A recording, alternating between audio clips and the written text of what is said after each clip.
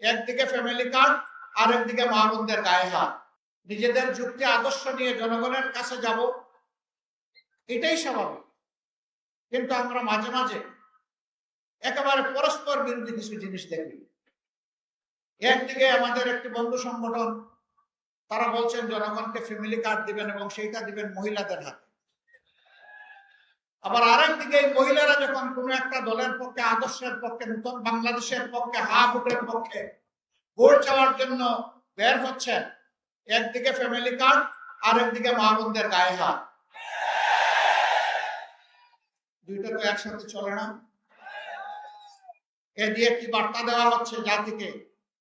বার্তা দেওয়া হচ্ছে আগামীতে এমন কোন দল যদি ক্ষমতায় আসে যারা এখনই গায়ে হাত দেয়, তাদের কাছে বাংলাদেশের একজন মা বোন নিরাপদ হবেন না।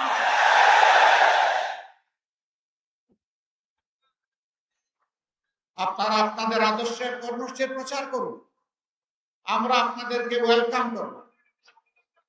কিন্তু আমাদের আদর্শ কর্মসূচির প্রচারে আপনারা বাধা দেওয়ার কে? আপনি বাধা দিতে পারেন না।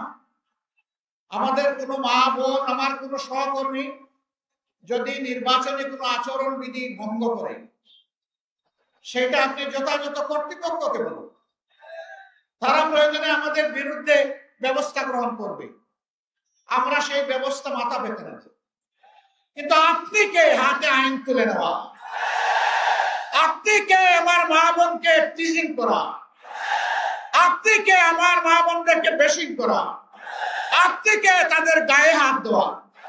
মনে রাখবেন, আমরা মায়ের পেট থেকেই দুনিয়া এসেছি, আমরা মায়ের দুধ খেয়ে বড় হয়েছি। মাদের বুকের বিছানায় আমাদের নিরাপদ বিছানা ছিল। সেই মাদেরকে আমরা অপমান করতে দেব না। মায়ের জাতির অপমান বরদাস্ত করব না।